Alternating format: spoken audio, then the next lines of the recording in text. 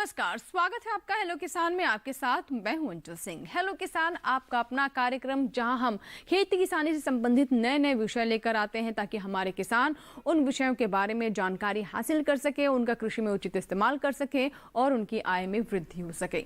हमेशा की तरह आज फिर हम दो नए विषय लेकर आए आपके लिए। तो आइए सबसे पहले बताते हैं कि आज का विषय क्या है। आज का विषय है पशुओं की बीमारी रोकथाम के लिए भारत सरकार की योजनाओं के बारे में विशेष जानकारी आपको देंगे। और दूसरा विषय है मीठे जल में मछली पालन। जी हाँ, मत्स्य पालन को सरकार काफी प्रोत्साहित कर रही है और आज हम विशेष तौर पर मीठे जल में मछली पालन के बारे में आपको जानकारी देंगे। और अब बताते हैं आपको हमारे दो टोल फ्री नंबर जिन पर आप कॉल कर सकते हैं, अपने सवाल हम तक पहुंचा सकते हैं। 1800-113060। दूसरा नंबर भी हमारा आपने देख लिया। दोनों ही नंबरों पर आप हमें कॉल कीजिए और अपने सवाल हम तक पहुंचा सकते हैं। दोनों ही नंबर हम लगातार टेलीविजन स्क्रीन पर फ्लैश करते रहेंगे, जहां से आप ये नंबर नोट कर सकते हैं और हमें फोन लगा सकते हैं। आपको बता दें कि दोनों ही नंबर टोल फ्री हैं, यानी इस पर आपका कोई शुल्क नहीं लगेगा। तो दो मेहमान हमारे साथ हमेशा की तरह कार्यक्रम में जुड़े रहेंगे। हमारे साथ डॉक्टर सुरेंद्र पाल जी हैं, संयुक्त आयुक्त पशुपालन डेयरी मत्स्यिकी कृषि एवं किसान कल्याण मंत्रालय नई दिल्ली से। बहुत बहुत स्वागत है आपका। डॉक्टर पाल हमारे साथ रहेंगे और पशुओं की बीमारी से संबंधित जो योजनाएं चलाई जा रही हैं सरकार की तरफ से, उनके बारे में विस्तार से जानकारी देंगे। और अगर आपके भी अगर कोई प्रश्न है तो आप उनके बारे में भी उनसे पूछ सकते हैं। अगले 1 घंटे तक हम आपके साथ कार्यक्रम में जुड़े रहेंगे। साथ ही हमारे दूसरे मेहमान हैं डॉक्टर राजेश कुमार, वरिष्ठ वैज्ञानिक, केंद्रीय मीठा जल जीव पालन अनुसंधान संस्थान भुवनेश्वर, उड़ीसा से। आपका भी बहुत बहुत स्वागत है डॉक्टर कुमार। आप मीठे जल में मछली पालन के बारे में जानकारी देंगे और हमारे जो किसान हैं, जो मछली पालन करते हैं किसान, अगर वो कुछ पूछना चाहते हैं तो भी सीधा भी उनसे डायरेक्ट बात कर सकते हैं। दोनों ही आपके सामने विकल्प खुले हुए हैं। तो चलिए कार्यक्रम की शुरुआत करते हैं और आज हम विशेष तौर पर बात करेंगे कि कैसे पशुओं में जो बीमारियां हैं उन्हें रोकने के लिए सरकार की तरफ से योजनाएं चलाई जा रही हैं ताकि हमारे किसानों को, हमारे पशुपालकों को नुकसान ना हो। क्योंकि हम बहुत अच्छे इंतजाम करते हैं अपने पशुओं के लिए, उनके आहार की व्यवस्था, उनके आवास की, लेकिन उनकी बीमारियों को लेकर कई बार निश्चिंत हो जाते हैं और यही हमसे चूक हो जाती है और हमारे पशुपालकों को बड़ा नुकसान झेलना पड़ता है। तो ऐसा ना हो, सरकार की योजनाओं के बारे में आप जानें और उनका लाभ उठाएं। तो सबसे पहले मैं डॉक्टर पाल आपसे समझना चाहूँगी कि सरकार की किस तरह की योजनाएं हैं कि पशुओं में जो बीमारियां हैं, खुरपका, मुंह पका, इनके बारे में सुनते हैं। और जो भेड़ बकरी है उनमें PPR की समस्या, मतलब मुंह में छाले वाले पड़ जाते हैं, बीमार हो जाती हैं बकरियां और उसमें मौत भी काफ़ी ज़्यादा होती है। तो किस तरह के प्रयास सरकार की तरफ से किए जा रहे हैं हमारे किसानों को जागरूक बनाने के लिए और कैसे इन्हें इन योजनाओं तक पहुँचाया जाए? भारत सरकार का बहुत प्रयास है, इन चीज़ों को लेकर बड़ी गंभीर है और राज्य सरकारों को इसके लिए अनुदान भी देती है ताकि राज्य सरकार उसका उपयोग करके किसानों तक उसका फ़ायदा पहुंचाए। और वो सीधा फ़ायदा किसानों तक ही जाता है, पशुपालकों तक जाता है। और उसका जो सबसे बड़ा माध्यम है वो है टीकाकरण। क्योंकि एक बार अगर कोई भी इन्फेक्शियस बीमारी अगर हो जाती है, बाद में उसका इलाज करते हैं, तब तक बहुत किसान को लॉस हो जाता है, हानि हो जाती है, उसकी जो प्रोडक्शन होता है वो भी कम हो जाता है, तो बड़ी दिक्कत होती है। तो हमारा प्रयास यही रहता है कि सरकार ऐसा कदम उठाए ताकि इन बीमारियों को होने से पहले रोका जाए। उसके लिए जो टीकाकरण की योजना है, जो भारत सरकार उसके लिए राज्य सरकार को पैसा देती है, फाइनेंशियल असिस्टेंस देती है और राज्य सरकार उसको लागू करती है। तो उसके माध्यम से, टीकाकरण के माध्यम से सभी पशुओं में, गाय, भैंस, भेड़, बकरी, सूअर इत्यादि में, इवन पोल्ट्री में भी बीमारियों की रोकथाम के लिए पूरा असिस्टेंस सहयोग करती है। जी बिल्कुल। और इस यहाँ पर आपने डॉक्टर पाल बहुत अच्छी बात बताई कि बीमारियां हो ही ना। एक तो ये होता है कि बीमारियों का इलाज करना और दूसरा ये कि टीकाकरण आप अगर अपने पशुओं का सही समय पर करवा देंगे तो बीमारियां होंगी ही नहीं। और यही हमारे किसानों का, हमारे पशुपालकों का मकसद भी रहना चाहिए। सरकार की भी यही कोशिश है कि हमारे किसानों को इसका लाभ मिले। और किस तरीके से आप इसका लाभ उठा सकते हैं, जैसा कि कुछ एक योजनाओं के बारे में भी डॉक्टर पाल ने बताया, लेकिन और विस्तार से हम आपको जानकारी देंगे। उससे पहले देखते हैं ये रिपोर्ट।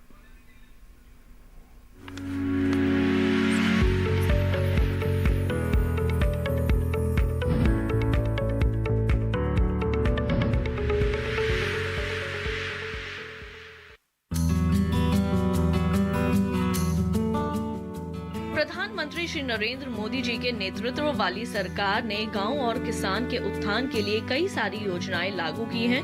कोविड-19 महामारी का असर पशुपालन से जुड़े लोगों और उनके आय के साधनों पर कम से कम हो, इसके लिए भी सरकार ने महत्वपूर्ण कदम उठाए हैं।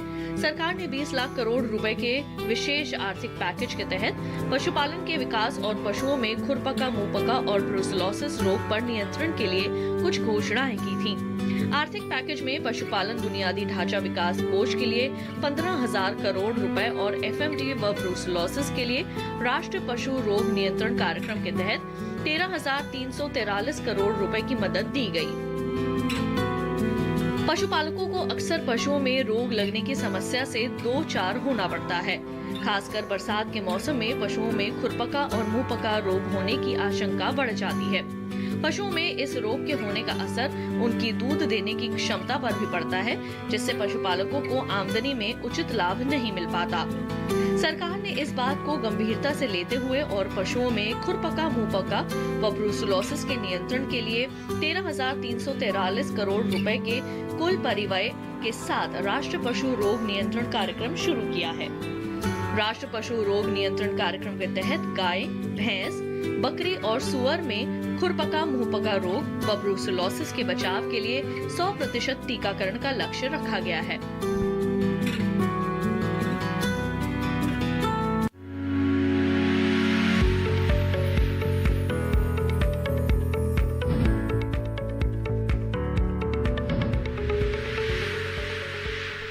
और डॉक्टर राजेश कुमार जी का रुख कर लेते हैं। डॉक्टर राजेश, जैसा कि आज का हमारा विषय है मीठे जल में मछली पालन, तो इसका क्या महत्व है और इस दिशा में किस तरह के अनुसंधान किए जा रहे हैं? क्योंकि हम ये भी जानते हैं कि मीठे जल में मछली पालन जो है हमारे किसान आसानी से कर सकते हैं। ज़रूरी नहीं है कि वो समंदर के किनारे ही हो या फिर ऐसी जगहों पर ही हो, कहीं पर भी वो अपनी व्यवस्था बनाकर इसे अपना सकते हैं। तो थोड़ा सा इसके महत्व के बारे में बताएं और कैसे हमारे किसान से जुड़े।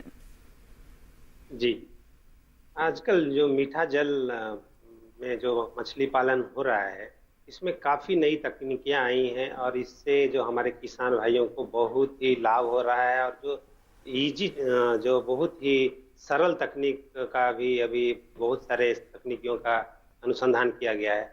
पहले देखिए, मीठा जल जीव पालन में क्या है कि जो मछुआरे या जो हमारे किसान हैं, उनको जो प्रॉफिटेबिलिटी है, जो उसका जो लाभ है, वो करीब करीब एश्योर है। अब जो भी कोई भी दूसरे क्रॉप करने जाएंगे, उसके अपेक्षा मछली पालन में ये पूरा कैश क्रॉप है और हमको इसमें लॉस होने का, हानि होने का बहुत ही कम चांसेस है। और अब आपको मैं बता दूं कि मछली पालन पहले क्या होता था, जो नदियों में मछली पकड़ी गई, समुद्रों में मछली पकड़े जाते थे या बड़े बड़े जलाशयों में, और वो बेचे जाते थे, बस वही हम लोग खाते थे। लेकिन आज के दिन में ऐसे नहीं है। अभी हमारा क्या है, कृत्रिम तरीके से इस मछली का जो बीज उत्पादन हो रहा है सभी जगह, और इस पे बहुत सरकार बहुत ही उस पे मेहनत कर रही है और कोशिश कर रही है कि जो नई तकनीकियां हैं, जैसे अभी हम जिसको बोलते हैं उत्प्रेरित प्रजनन हुआ है, मछली को एक जगह रख करके उसको जो हैचरी में उसका बीज उत्पादन किया जा रहा है, और उससे जैसे धान या गेहूं का बीज का जो सप्लाई चेन है, वैसे ही आज के दिनों में मछली के बीज उत्पादन हो रहा है, उसका सप्लाई चेन। एक तरह का रोजगार भी है, जो सिर्फ इसी से ही जुड़े हुए किसान भी हैं जो सिर्फ यही काम करना चाहें, ये भी उनके पास विकल्प है अगर वो मछली पालन उस तरह से नहीं करते हैं। जी, तो चलिए आगे बढ़े, उससे पहले हम इससे जुड़े एक और रिपोर्ट देख लेते हैं।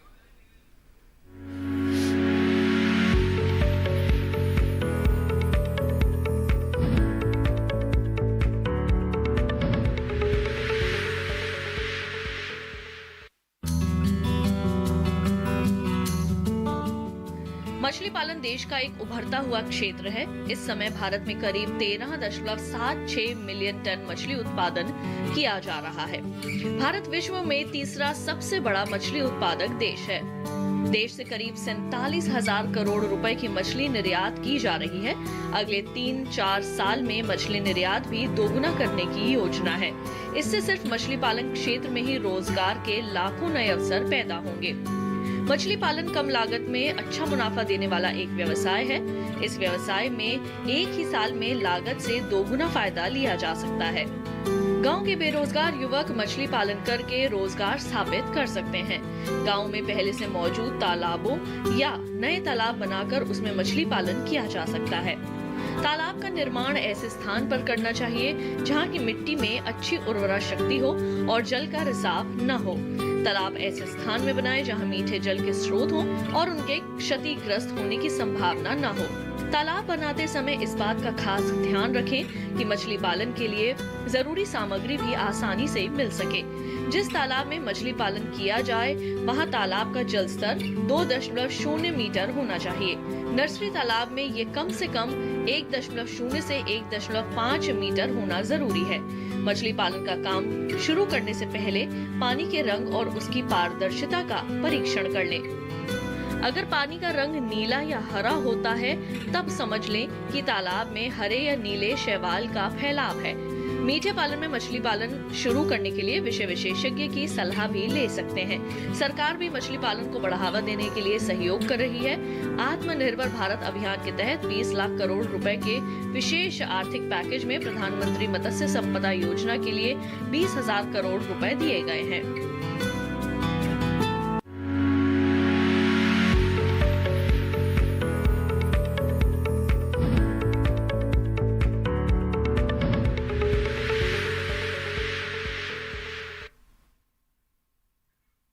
तो अभी आपने मीठे जल में मछली पालन के बारे में जाना। अगर आपके कोई सवाल हैं और आप पहले से ही मछली पालन कर रहे हैं, कोई समस्या आपके सामने आ रही है या फिर आप मछली पालन की शुरुआत करना चाहते हैं और चाहते हैं कि सरकार की तरफ से किस तरह की आपको मदद मिल सकती है या फिर इसे कैसे व्यवसाय के रूप में ले सकते हैं, इन सभी सवालों के जवाब हमारे मेहमान आपको देंगे जो कि हमारे साथ लगातार उड़ीसा से जुड़े हुए हैं। और साथ ही जो हमारा पहला विषय है यानी पशुओं में जो बीमारियां हैं उनकी रोकथाम कैसे किया जाए और 100% इसका टारगेट रखा गया है कि पूरी तरीके से इसे खत्म कर दिया जाए, यानी पूरी तरीके से टीकाकरण हमारे पशुओं का हो ताकि खुरपका, मुंह पका, गलघोंटू जैसी जो समस्याएं होती हैं जिससे कई बार पशु को बहुत ज़्यादा दर्द का सामना करना पड़ता है और हमारे पशुपालकों को भी नुकसान हो जाता है, तो ऐसा ना हो। तो डॉक्टर पाल, मैं बारी बारी से बात करती हूँ। सबसे पहले तो हम जो खुरपका, मुंह पका के लिए एक अभियान चलाया गया उसके बारे में जानना चाहूँगी कि ये कितना महत्वपूर्ण है और कैसे हमारे किसान इसका लाभ उठा सकते हैं, पशुओं के लिए क्यों जरूरी है? देखिए, एफएमडी जो है ये इसलिए महत्वपूर्ण है क्योंकि अगर हम आर्थिक रूप से देखें तो सालाना करीबन 20,000 करोड़ का हमारे कंट्री को इसकी वजह से नुकसान है। तो इसको रोकना या इसके लिए उपचार करना या इसको टीकाकरण करके बीमारी होने से पहले इसको कंट्रोल करना बहुत ज़रूरी हो जाता है। क्योंकि एक बार ये हो जाती है तो ये ऐसा नहीं है कि एक पशु को हो जाए, आपके साथ में जितने और पशु हैं ये उनको भी बीमारी होने का पूरा खतरा होता है और हो ही जाता है। और पशु की जो प्रोडक्टिविटी होती है, जो उत्पादकता होती है, वो बिल्कुल ना के बराबर हो जाती है। तो इससे पशुपालक को बहुत ज़्यादा आर्थिक नुकसान होता है, उसको जो इकोनॉमिक लॉसेस होते हैं उसके लिए बड़ा मुश्किल हो जाता है सस्टेन करना। कि अगर देखा जाए तो पशुपालकों के लिए छोटा सा एक रोजगार भी होता है जिनके पास आय का कोई दूसरा रिसोर्सेज नहीं है, छोटे किसान है, भूमि कम है, तो पशुपालन से भी लाभ ले सकते हैं वो। एग्जैक्टली। तो वो उनके लिए मात्र सहारा होता है और उसको अगर हम टीकाकरण की मदद से अगर पूरे देश में इसको हम रोक पाएंगे, जो कि हमारा एक टारगेट है, उद्देश्य है कि 2025 तक इसको कंट्रोल करना है और 2030 तक इसको देश से बिल्कुल खत्म करना है। तो इस टारगेट को लेकर के एक ये national animal disease control programme जो 2019 में लॉन्च किया गया था वो जारी है। और फेजेस में, क्योंकि एफएमडी के लिए साल में 2 बार वैक्सीनेशन होता है, फेज 1 एंड फेज 2। फेज 1 अभी चल रहा है जिसमें सभी राज्य सरकारें इसको वैक्सीनेशन को फॉलो कर रही हैं और ये पूरा जो फायदा है किसान तक पहुंच रहा है। और इसका सेकंड फेज इसके बाद स्टार्ट होगा। अभी जो जारी है उसमें सिर्फ गाय और भैंस को ये टीकाकरण किया जा रहा है, लेकिन नेक्स्ट फेज से ये भेड़, बकरी और सुअर में भी इसका टीकाकरण किया जाएगा ताकि इसको पूर्ण रूप से हम बाहर कर सकें। जी, तो जैसा कि आपने बताया कि टारगेट है, ये लक्ष्य है कि 2030 तक बिल्कुल इसे जड़ से ही मिटाना है। तो इसको लेकर किस तरह से प्रयास किए जा रहे हैं और गांव-गांव तक, हर पशु तक कैसे इसका लाभ पहुंचाया जाए, कैसे टीकाकरण किया जाए, इसके लिए कितनी तेजी से कार्य हो रहा है, इसके बारे में भी जानेंगे। लेकिन आपके प्रश्नों का हमें अभी भी इंतजार है, कॉल कीजिए। ब्रेक के बाद आपसे फिर मुलाकात होगी हेलो किसान में।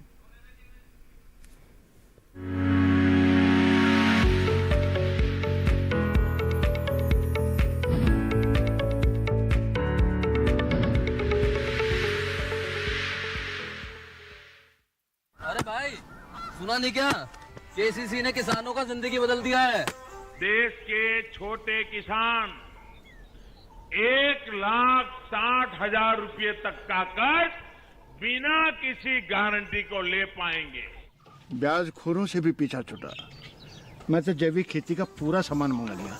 केसीसी का भी कोई दबाव नहीं है। ब्याज चुकाने के लिए पूरा 1 साल मिलता है।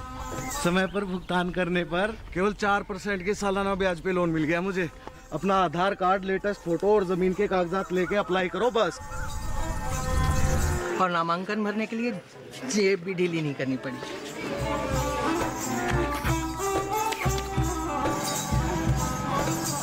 चाचा, उधार चुकाने के 24 घंटे के बाद उतने ही पैसे वापस निकाल सकते हैं। केसीसी ने किसानों की जिंदगी वाकई बदल दी है। तो आप भी किसान क्रेडिट कार्ड अपनाएं और सहजता से ऋण पाएं।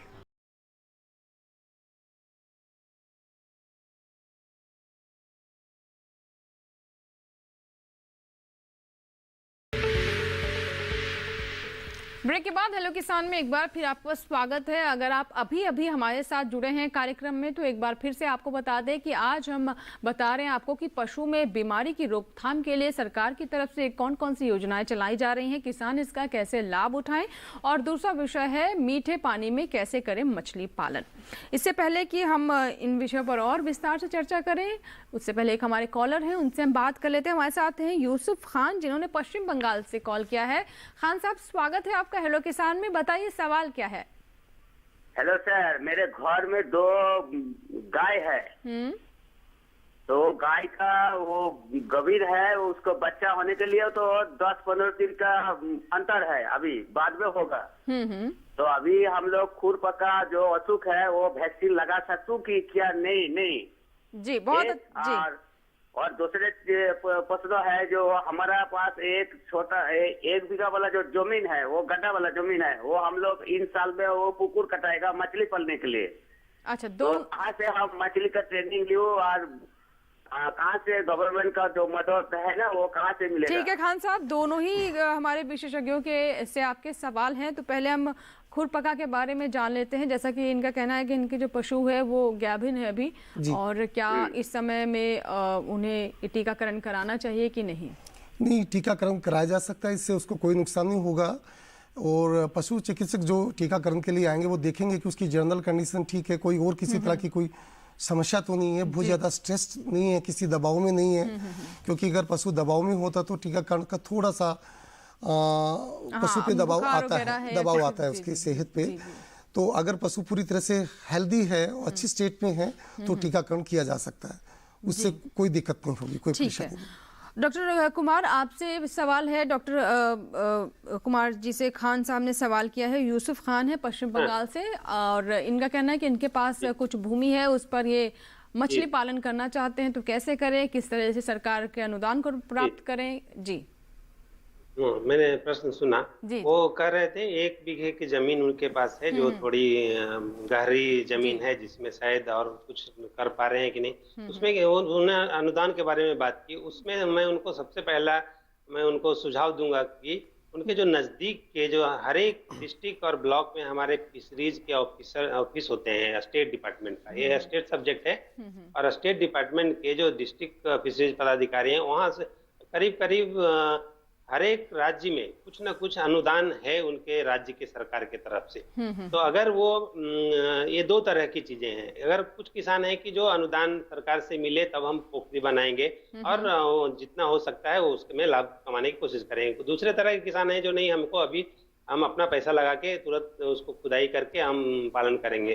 तो दोनों तरीके अपना सकते हैं। अभी आजकल सरकारें भी बहुत चढ़ बढ़ कर भाग ले रही है और हेल्प कर रही है। तो उनको मैं सुझाव दूंगा वो नजदीक के जो अपने डिस्ट्रिक्ट फिशरीज ऑफिसर हैं उनसे मिलें और अपना वो रखें बात, और उसके बाद कौन सी मछली पालें और कैसे करें वो पूछ रहे थे। तो इसमें मछलियां बहुत सारी है। अभी बंगाल तो जानते हैं मछली का हब है, यहाँ सभी प्रकार की मछलियां लोग पसंद करते हैं। मैं उनको सुझाव दूंगा जो पहली बार करने जा रहे हैं तो भारतीय प्रमुख कार्प, जिसमें रोहू, कटला और मृगाल आता है, ये 3 प्रजाति है, उसको करें। उनसे उनको अच्छा मुनाफा भी होगा और शुरुआती में उनको ज्यादा तकलीफ नहीं होगा, क्योंकि वो सब जगह उसका बीज मिलेगा और वो कर सकते हैं। तो पहला सुझाव है कि वो पहले जो पोखरी खुदवाने के लिए वो अपने डिस्ट्रिक्ट फिशरीज ऑफिस से मिले।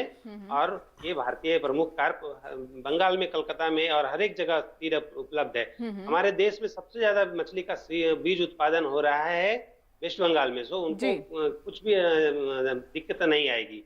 और बोल रहे थे कुछ प्रशिक्षण कहाँ मिले, तो हमारा इंस्टीट्यूट में प्रशिक्षण का कार्यक्रम चलता है जो कि भुवनेश्वर में है। मैं उनको वेबसाइट दे दूं। हमारा वेबसाइट है www.sifa.nic.in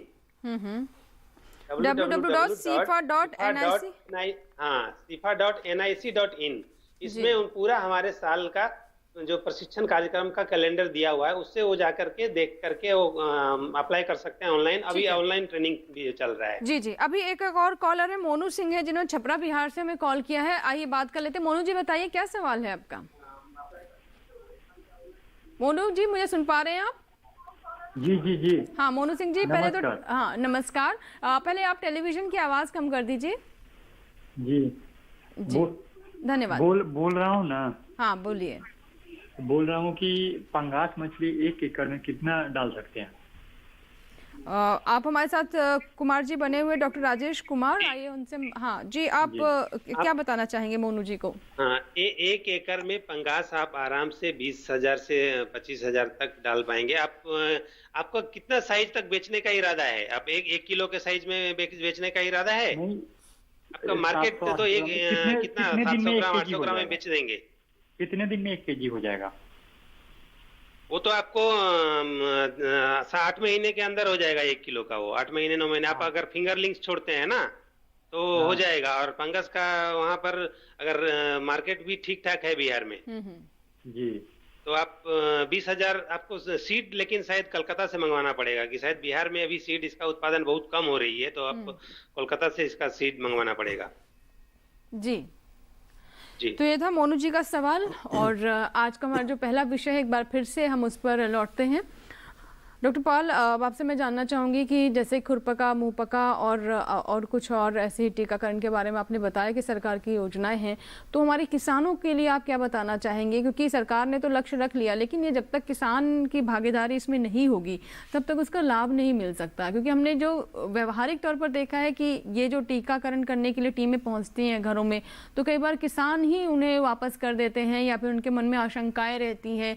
और ईयर टैगिंग के लिए भी हमने देखा है कि थोड़ा सा वो सहयोग नहीं मिल पाता किसानों की तरफ से। तो क्या बताना चाहेंगे इसमें? ये बिल्कुल सही कहा आपने कि जब टीकाकरण के लिए जो भी वहाँ के नज़दीकी पशु चिकित्सालय से स्टाफ जाता है तो कुछ लोग ये कह के मना कर देते हैं कि उसका प्रोडक्शन कम हो जाएगा, जबकि ऐसा नहीं है। क्योंकि अगर थोड़ा सा हो सकता है कि 1 या 2 दिन के लिए थोड़ा सा उसका जो प्रोडक्टिविटी है अफेक्टेड हो, बट उसके बाद वो अपनी नॉर्मल प्रोडक्टिविटी पे एनिमल आ जाता है। लेकिन अगर वो बीमारी हो जाती है तो फिर तो कंप्लीट एक लॉस हो जाता है। तो इस वजह से भी फार्मर को, पशुपालक को ये समझना होगा कि ये उनके और उनके एनिमल के हित के लिए है और कोऑपरेट करना चाहिए और वैक्सीनेशन जरूर करने देना चाहिए। और दूसरा सबसे इम्पोर्टेंट है जो हमारा एक मिशन से जुड़ा हुआ है, ईयर टैगिंग। ईयर टैगिंग में भी कुछ फार्मर्स का ये रहता है कि वो ईयर टैगिंग क्यों कराएं, उन्हें वैक्सीनेशन कराना है या नहीं कराना है।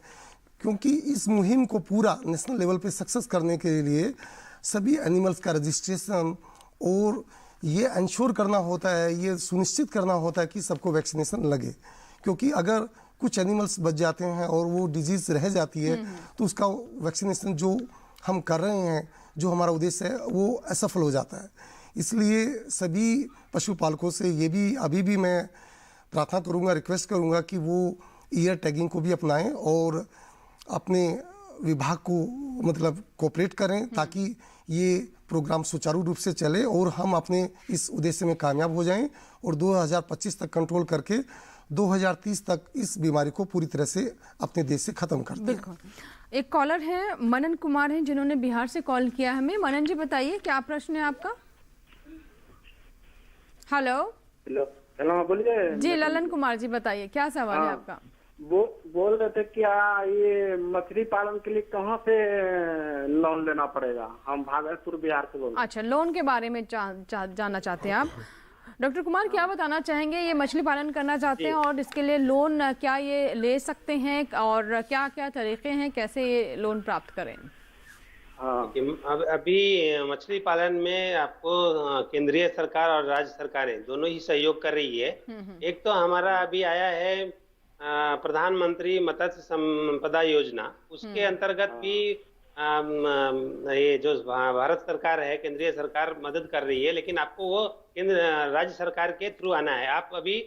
आपको सबसे अच्छा रहेगा कि आप जो नजदीक के आपको जो डिस्ट्रिक्ट जो आपको जिला के मत्स्य पदाधिकारी हैं ना, उनसे आप मिलेंगे, क्योंकि उनके थ्रू आपको एप्लीकेशन देना पड़ेगा और उनसे आपको मदद मिल सकती है। कि राज्य सरकारें, हर एक राज्य सरकार अलग अलग रखी है अनुदान, वो भी आपको मिलेगा। और जहाँ तक मुझे मालूम है बिहार में भी बिहार सरकार भी मछली पालन में सहयोग कर रही है, तो ये कर सकते हैं। और लोन आजकल बैंक भी लोन दे रही है, बट वो आपको पर्सनल फाइनेंस हो जाएगा। आपको बैंक भी सहयोग कर रही है मछली पालन में, क्योंकि मछली पालन आज के दिन में बहुत ही फायदे का बिजनेस हो गया है, तो बैंक भी बहुत ही बढ़ चढ़कर लोन भी मछली पालन के लिए दे रही है। जी बिल्कुल, और जैसे कि आप बता रहे हैं कि भारत सरकार की तरफ से भी इसको लेकर योजना है और इसे नाम भी दिया गया है ब्लू रेवोल्यूशन, यानी नीली क्रांति। यानी कैसे हम मत्स्य पालन को और बढ़ावा दें, इसे लेकर हमारे जो किसान। और इसमें मैं एक चीज बता दूं, अभी 20,000 करोड़ की अनुदान इसमें केंद्रीय जो हमारा केंद्र सरकार है उसने की है, और वो राज्य सरकार से मिलकर इसको पूरा कर रही है। तो उनको सबसे सटीक जानकारी वो मिलेगा जो नजदीक के उनके जो जिला मत्स्य पदाधिकारी हैं, उनसे मिलने से आपको उनको हेल्प हो सकता है कि क्या हम करें ताकि हमको उससे लाभ हो सके। जो स्कीम अभी आया हुआ है। जी, एक और कॉलर है, आइए बात कर लेते हैं उनसे। हेलो हेलो हेलो हेलो, नमस्कार जी। जी नमस्कार। मैं जगदीश सैनी, ग्राम कांकरिया, तहसील खाचरेगांव, जिला देवास, मध्य प्रदेश से बात कर रहा हूँ। जी जगदीश जी बताइए, प्रश्न क्या है आपका? मेरा प्रश्न ये है जी कि आने वाले ठंड के दिनों में पशुओं का किस तरह से खान पान का ध्यान रखे और किस प्रकार उनकी व्यवस्था को बनाए रखे, ये जानकारी चाहिए। बिल्कुल, बहुत अच्छा सवाल है जगदीश जी आपका, और इस प्रश्न पर हम वैसे भी आने ही वाले थे। तो डॉक्टर पाल क्या बताना चाहेंगे, क्योंकि हम जान रहे हैं कि सर्दियां बिल्कुल, अब हम ठंडक भी महसूस कर पा रहे हैं, रात के वक्त तो काफ़ी ठंड महसूस होती है और पशुओं की जो आवास की व्यवस्था होती है उसमें भी हमें कई बदलाव करने पड़ते हैं। बीमारियां ऐसे में कौन कौन सी हो सकती हैं इस समय पर, और अभी से किस तरह की तैयारी हमारे किसानों को करना चाहिए? बिल्कुल ठीक, ये बहुत अच्छा क्वेश्चन किया इन्होंने। अभी जैसे मौसम बदल रहा है, एकदम टेम्परेचर डाउन जा रहा है, और बारिश के बाद जो सबसे महत्वपूर्ण एक बीमारी होती है वो होती है गलघोंटू, हेमरेजिक सेप्टिसीमिया।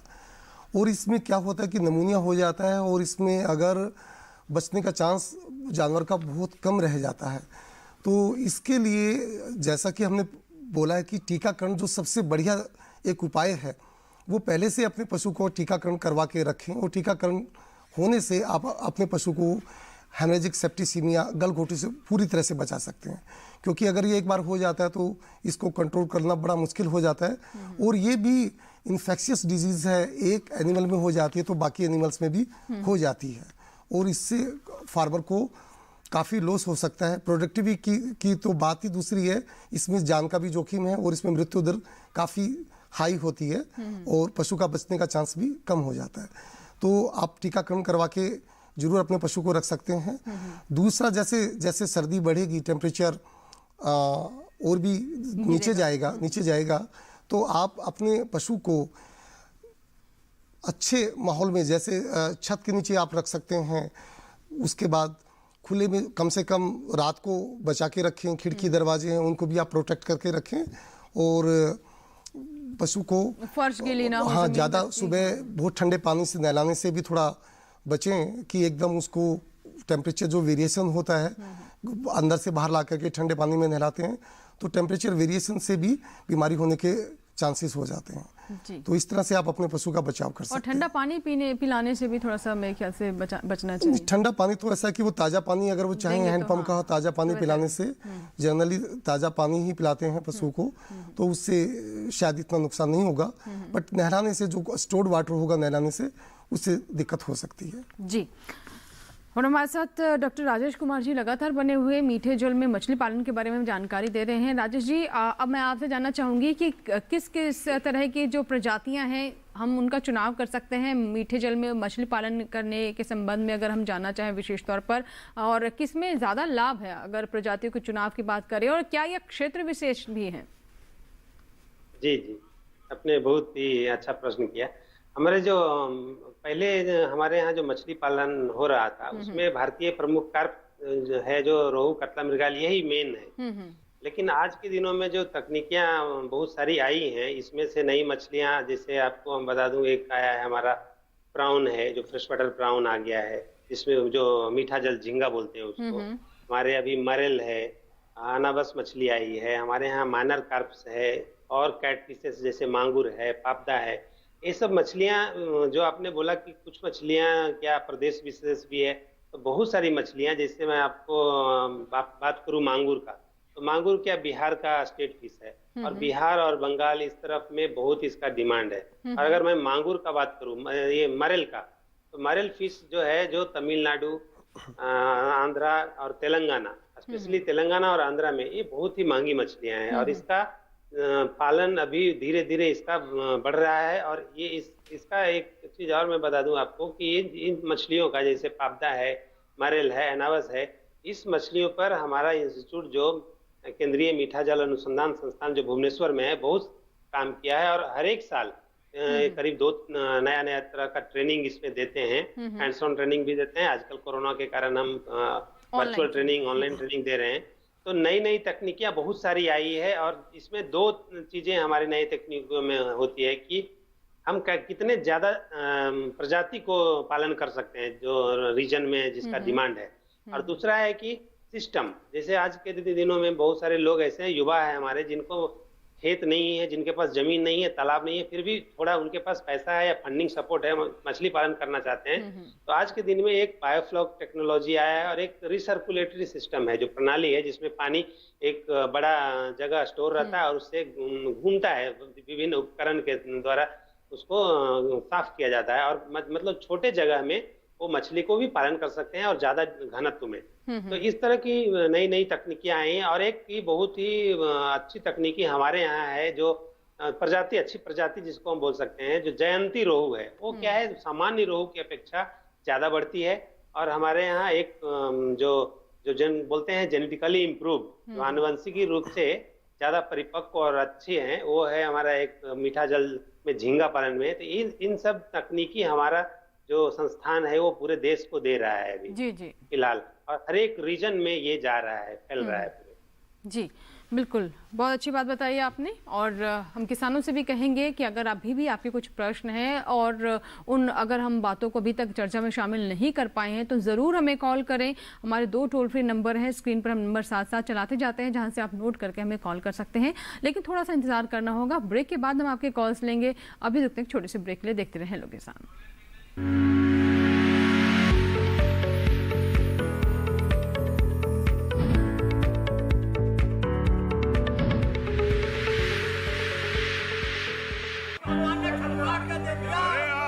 सारी फसल अच्छी होगी भाई।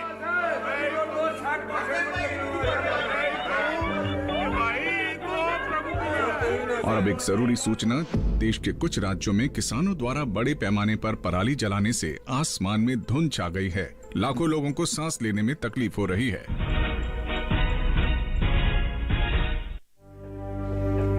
हर साल हम अपने ही घर फूकते हैं और तमाशा बनते हैं। ना, मैं ना मानता। ये काम तो बरसों से होता आ रहा है, अब ऐसा क्या नया आ गया? ये देख लो, हमारे रतन काका, पिछले साल की पराली जलाने से जो इनकी खांसी उठी थी, ये अब तक चल रही है। और तो और हमारे सोना उगलने वाली धरती भी बंजर पड़ रही है। बेटा, तुम्हारी बात मान भी ले, पर एक बात बताओ कि पराली को ठिकाने लगाने में भी तो लागत आती है, और ये आग जलाने से ये काम आसानी से हो जाता है।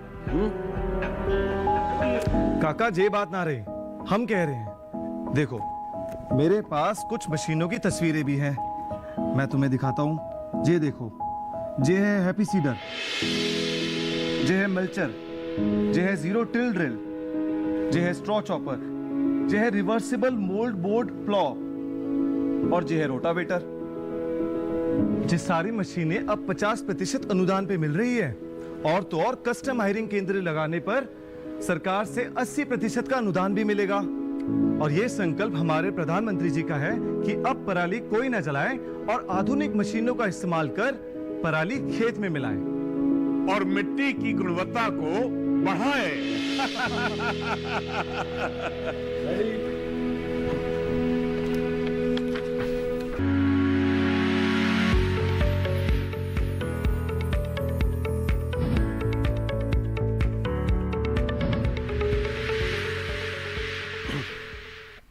ब्रेक के बाद हेलो किसान में एक बार फिर आपका स्वागत है। अब हम कार्यक्रम के अंतिम पड़ाव में पहुंच चुके हैं और अभी भी हमें कोशिश होगी कि हम आपके ज़्यादा से ज़्यादा कॉल्स के जवाब दे सकें। ऐसे ही कॉलर हमारे साथ जुड़ चुके हैं, आइए हम बात करते हैं उनसे।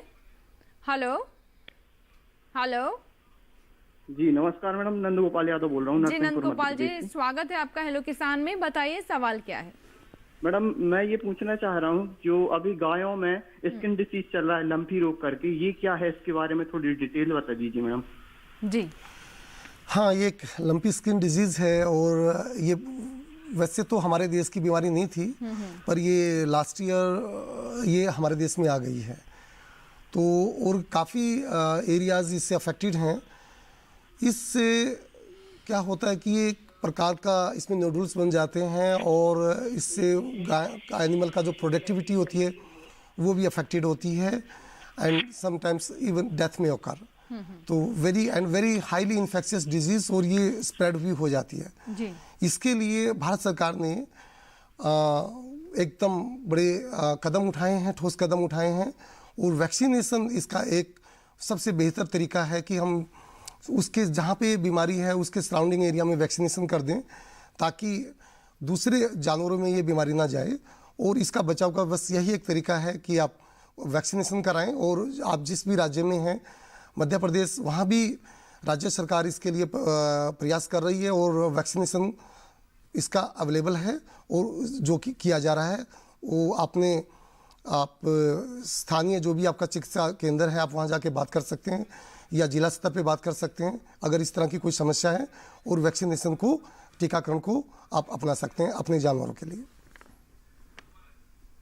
जी, और मैं जानना चाहूँगी जिस बीमारी के बारे में बता रहे हैं, तो ये टीकाकरण मतलब कहाँ से कराया जा सकता है इसका? ये अभी राज्य सरकार ही करेंगी, इसका टीकाकरण प्राइवेट नहीं होगा क्योंकि ये एक एक्जोटिक डिजीज़ है। ये जो हमारे देश में नहीं थी, ये डिजीज़ बाहर से आई है और उसका जो एकमात्र उपाय है टीकाकरण। जी जी। अब हम बात कर लेते हैं डॉक्टर राजेश कुमार से। राजेश जी, आपसे हम जानना चाहेंगे अब कि जो हम मीठे जल में मछली पालन के बारे में बात कर रहे हैं और जैसा कि आपने बताया कि इससे किसानों को बहुत अच्छा फ़ायदा हो सकता है, काफ़ी ज़्यादा लाभ हो सकता है अगर वो मछली पालन करते हैं और इसको व्यावसायिक रूप देते हैं। अब मैं आपसे जानना चाहूँगी कि जो कई नए किसान होते हैं जो कि खेती के साथ मछली पालन भी करना चाहते हैं और अपने खेतों में ही तालाब बनाना चाहते हैं, तो क्या इसके लिए भी किसी तरह की मदद उनके लिए है? जी, मैं इसमें सबसे पहले बता दूं कि मैं ये नहीं बोलूंगा कि आप जो धान का खेत है या जो गेहूं कर रहे हैं उसमें आप तुरंत तालाब खुदवा दें, बट आप देखेंगे कि बहुत गांव में बहुत सारे जो तालाब हैं पहले से उसको सुचारू रूप से पालन में नहीं लाया जा रहा है। वो ऐसे ही पानी है पड़ा हुआ है और उसमें अन्य काम में यूज हो रहा है, लेकिन वो मछली पालन के लिए यूज नहीं हो रहा है। तो बहुत सारे ऐसे तालाब हैं हमारे पास अभी भी पड़े हुए, उसको हम यूज में ले आए तो बहुत सारे हमारे किसानों को भी फायदा होगा और मछली का उत्पादन भी बढ़ेगा। और जहाँ पर जी जमीन बहुत निचली तरह की जमीन है, जहाँ पे धान भी डूब जाती है, पानी बहुत 3 या 4 महीने में पानी में डूबा रहता है, उस एरिया में जरूर मछली पालन करें और जो मछली पालन से उनको बहुत मुनाफा हो जाए। आज के दिन में जो हमारे जो प्रधानमंत्री जी ने डबलिंग इनकम कर रहे हैं फार्मर्स का, जो दोगुनी किसे किया जाए, ये मछली एक बहुत बड़ा साधन है जिसमें ये उसका आय को दोगुना किया जा सकता है। क्योंकि कोई भी आप क्रॉप ले लीजिए, 1 एकड़ में आप ऑन एन एवरेज अगर बड़ा अच्छा से मछली व्यवसाय किया जाए तो 1 लाख रुपए का प्रॉफिट तो होना ही है अगर वो मछली पालन करते हैं। और दूसरे क्रॉप में ये इतना आसानी से नहीं होगा। जी, एक कॉलर है जी। जी एक कॉलर है, पहले उनसे बात कर लेते हैं। तारक पाल जी है मध्य प्रदेश से। जी तारक जी बताइए सवाल क्या है। हेलो हेलो जी तारक जी सवाल बताइए। सवाल मेरा ये था कि ये जो भुवनेश्वर का वेबसाइट बता रहा था अभी थोड़ी देर पहले बता रहा था 10 मिनट पहले, उसको दोबारा बताइए ना, थोड़ा नोट करना था। जी अच्छा ठीक है। जी एक बार आप फिर से बता दें और हम कोशिश करेंगे कि नीचे हम इसे फ्लैश भी कर दें। ये www.sifa एक सेकंड www.sifa सीफा जो आप बता रहे हैं इसकी भी स्पेलिंग आप बता दीजिए। C for cat, I India, F fish, A America, तो sifa.nic.in। जी मैं रिपीट कर देती हूँ www.cifa.nic.in। जी और मैं फिर से यहाँ पर कोशिश करूंगी कि हम नीचे भी आपको ये फ्लैश करके दे दें ताकि आपको आसानी हो इसको लिखने में। मैं फिर से दोहरा देती हूँ इसको www.sifa यानी CIFA.nic.in। तो इस वेबसाइट पर जाकर आप ट्रेनिंग से संबंधित, जैसा कि मेरे ख्याल से आपने बताया था कुमार जी कि ट्रेनिंग संबंधित जानकारी ले सकते हैं। नई तकनीकियां, ट्रेनिंग, बहुत सारी जानकारी उससे मिलेगी। जो नई तरह की तकनीकी है उसको भी है उसके ऊपर, और जो हमारा कैलेंडर होता है पूरे साल की कौन कौन सा उनका प्रशिक्षण कब मिलेगा वो उस पे दिया हुआ है। जी जी जी ठीक और है। उससे वो विशेषज्ञ से भी जुड़ सकते हैं। उसमें हर एक विशेषज्ञ का ईमेल आईडी है, फोन नंबर दिया हुआ है, तो उससे भी वो लाभ उठा सकते हैं। उस पे हमारा इंस्टीट्यूट का फोन नंबर भी है। तो वेबसाइट में जाने से सारी जानकारी मतलब बाकी की चीजें भी आपको जानकारी मिल जाएगी। मैं फिर से दोहरा दे देती हूँ CIFA यानी sifa.nic.in www.sifa.nic.in। मुझे लगता है आप तो नोट कर लिया होगा, लेकिन अगर अभी भी नहीं नोट कर पाए हैं तो कोई बात नहीं, हम नीचे भी टेलीविजन स्क्रीन पर इसे आपके लिए डिस्प्ले कर देंगे। अब डॉक्टर पाल मैं आपसे समझना चाहूँगी, जैसे कि अभी हमने गाय और भैंस की मुख्य तौर पर बीमारियों और टीकाकरण के बारे में बात की, और अन्य हमारे पशु मसलन बकरी पालन की अगर हम बात करें, अब हमारे छोटे किसान जो हैं उनके लिए तो एक वरदान होता है बकरी पालन। बकरियों में आमतौर पर इतनी बीमारियां नहीं देखी जाती है, लेकिन PPR की समस्या, जैसे कि मैंने शुरुआत में कहा था कि उन्हें बुखार आना और मुंह के अंदर छाले जैसी चीज़ें हो जाना, और इसमें मौत दर बहुत ज़्यादा है। तो इसके बारे में बताएं किस तरह के टीके इसके लिए हैं। बिल्कुल, इसके लिए भारत सरकार की एक योजना है और वो livestock health and disease control programme के अंदर PPR के लिए टीकाकरण के लिए राज्य सरकारों को पूरा अपना फाइनेंशियल असिस्टेंस देती है। और इसका ये फायदा है, अगर ये टीका एक बार लग जाता तो इसकी इम्यूनिटी जो है करीबन 3-4 साल तक इम्यूनिटी होती है। तो अगर फार्मर जो भी पशुपालक हैं एक बार इसका वैक्सीनेशन करा लें तो एक प्रकार से हम ये कह सकते हैं लाइफ लॉन्ग ये इम्यूनिटी आप भेड़ बकरी को देता है। तो इसका वैक्सीनेशन कराना बहुत अनिवार्य है। तो अपने भेड़ बकरी में टीकाकरण अवश्य कराएं, अदरवाइज इसका नुकसान बहुत होता है, डेथ रेट हाई होती है और छोटे फार्मर को उसका ये जो हानि होती है बड़ी असहनीय होती है। तो कृपया करके टीकाकरण जरूर अपनाएं। जी चलिए, इसी के साथ ही वक्त हो गया एक और छोटे से ब्रेक का। कहीं मत जाइएगा, ब्रेक के बाद भी हेलो किसान में इन दोनों ही विषयों पर हम चर्चा करते रहेंगे। अभी भी समय बाकी है, कॉल अगर आपने अभी हमें नहीं किया है तो ब्रेक के बाद जरूर कीजिए। छोटा सा ब्रेक।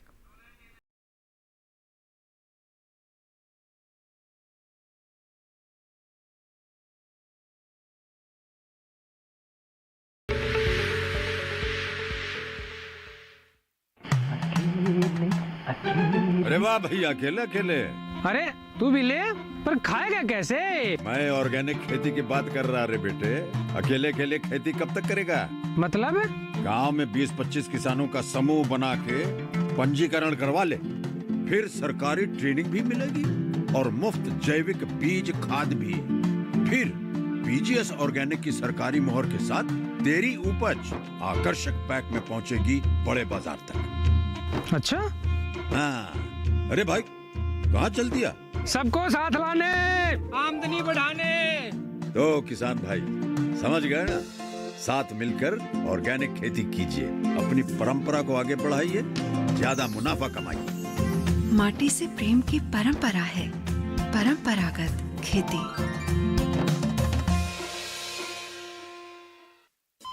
अरे सुन तो।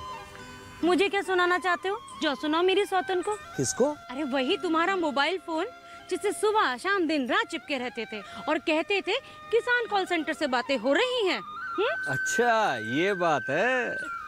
हाँ क्यों, क्या हुआ? अब बात नहीं होती क्या? अब तो झट से बात हो जाती है। ऐसा क्या?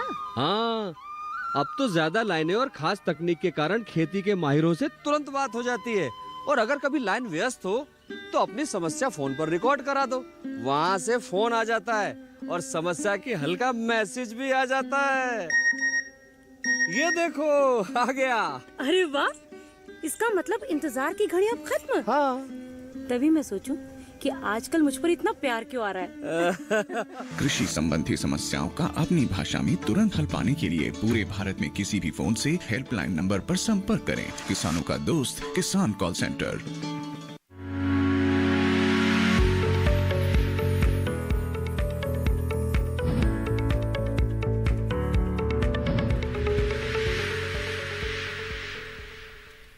ब्रेक के बाद हेलो किसान में एक बार फिर आपका स्वागत है। आज हम बात कर रहे हैं कि पशुओं में होने वाली बीमारियों के टीकाकरण के बारे में सरकार की तरफ से कौन सी योजनाएं चलाई जा रही हैं और साथ ही मीठे जल में कैसे आप कर सकते हैं मछली पालन। इस बीच एक कॉलर हमारे साथ जुड़ रहे हैं जिन्होंने हमें कॉल किया है। आइए बात कर लेते हैं। Hello ma'am. जी कल्याण सिंह जी, बताइए क्या सवाल है आपका? मैम मैं पटुआ पहाड़ी क्षेत्र से बोल रहा हूँ। मैम मैं ये पूछना चाहता हूँ आपसे कि क्या मछली पालन हम कर सकते हैं और इसका बच्चा कहाँ से मिलेगा और इसकी क्या सरकार से हमें कोई मदद मिल सकती है क्लास के लिए? ठीक है, बहुत अच्छा प्रश्न है आपका राजेश जी। क्या ये अपने जम्मू से हैं ये और कठुआ जिले से, क्या ये अपने क्षेत्र में मछली पालन कर सकते हैं? हेलो। हाँ जी मैम। जी राजेश जी, क्या मुझे सुन पा रहे हैं? जरूर मछली पालन कर सकते हैं। जम्मू में आप जरूर मछली पालन कर सकते हैं और आपके यहाँ भी मछली का बीज मिलती है और मछली पालन हो रही है वहाँ पर।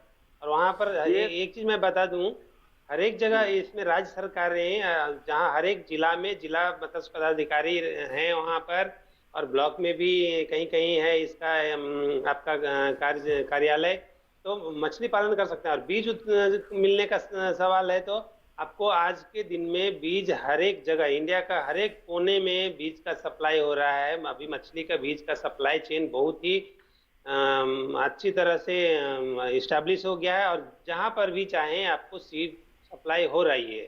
सीड सप्लाई का कोई भी प्रॉब्लम नहीं है। और जहां तक अनुदान और हेल्प चाहिए आपको, तो वो आपको राज्य सरकार से मिलेगा। राज्य सरकार से आप मिलिए। राज्य सरकार मतलब आपको जिला का मत्स्य पदाधिकारी। कल्याण जी, कुछ और भी आप पूछना चाह रहे हो शायद? जी बताइए। हेलो कल्याण जी, मुझे सुन पा रहे हैं आप? चलिए, शायद हमारा संपर्क टूट गया है। और कल्याण जी, अभी भी समय बाकी, अगर आपका दूसरा सवाल नहीं जान पाए उसका जवाब तो हमें फिर से फोन लगाइए आप। और मैं आपसे राजेश जी जानना चाहूँगी आप, जैसे कि हम जब बहुत सारे किसानों का भी यही सवाल था कि बीज कहाँ से इसका प्राप्त करें, और हम ये भी देख रहे हैं कि ये भी अपने आप में एक नया व्यवसाय है जो कि हैचरी से जुड़े हुए किसान या फिर जो मछली पालक हैं इसे एक नए व्यवसाय के रूप में भी अपना रहे हैं, क्योंकि इसकी मांग भी काफ़ी रहती है। तो इसके बारे में भी थोड़ा सा बताइए। इसमें दो तरह की चीजें हैं।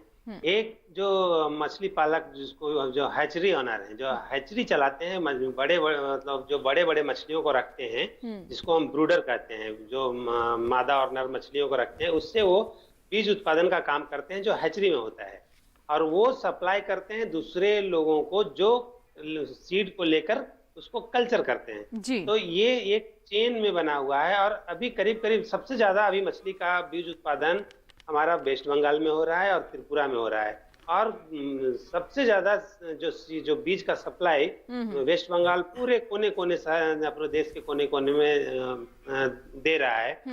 और दूसरा मैं बोल रहा हूँ कि बहुत जैसे वो चाहें तो हमारे जो बहुत सारे संस्थान है, जैसे हमारे संस्थान ले लीजिए जो केंद्रीय मीठा जल जीव पालन अनुसंधान संस्थान भुवनेश्वर में है, वो हर साल बहुत सारे प्रशिक्षण कार्यक्रम चलाती है जिसमें लोग आते हैं और कैसे उनको बीज उत्पादन किया जाए, विभिन्न प्रकार के मछलियों का, उन्नत मछलियों का, वो सीखते हैं। और हमारे यहाँ से उनको जो सहायता, जो टेक्निकल सहायता, मॉनिटरी सहायता नहीं, पैसे का सहायता तो हम नहीं दे सकते हैं क्योंकि हमारा अनुसंधान का कार्य है, और हम उनको जितना भी हैंड होल्डिंग होता है, ट्रेनिंग हो और उसको प्रशिक्षण के तरफ से, डेमोन्स्ट्रेशन के तरफ से उनको करते हैं। और बहुत सारे किसान भाई अभी हमारे मदद से ऊपर उठे हैं और बहुत ही मुनाफा कमा रहे हैं जी आज के दिनों में। एक और कॉलर है नारायण सिंह हैं, जिन्होंने मध्य प्रदेश से कॉल किया है। जी नारायण जी, स्वागत है आपका हेलो किसान में। बताइए सवाल क्या है।